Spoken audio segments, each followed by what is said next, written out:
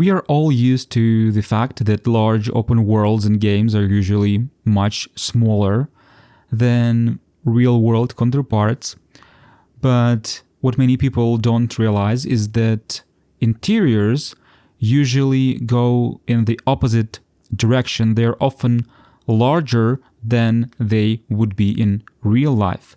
And for example, let's take a look at these two doors.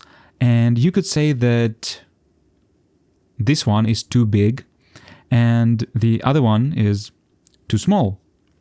But the smaller one is actually a pretty standard. It's 2 meter and 10 centimeter tall. And for those of you using the Imperial system, it is like 80 inches tall. And the width is 80 centimeters. It's a little over 30 inches. And so it's just a regular door, but in game it feels a bit narrow. Now let's take a look at the second one. So after seeing the first door, probably this one might seem a little oversized, but in reality, this is the size many games actually use. It's almost 2.5 meters tall and 1 meter wide. Here inside I placed them side by side. The second one really starts to look like a door to a small closet.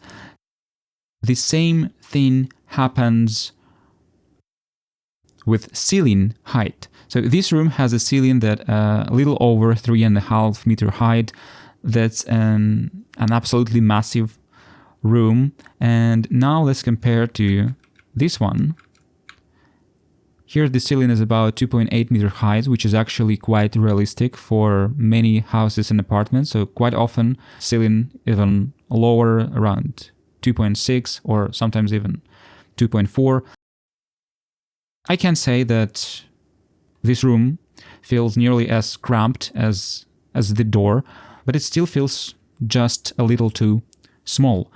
And the same applies to the room size in general, just because space feels different in games, but after all, it's perfectly fine to use real-world references, but consider the fact that space may feel a bit different.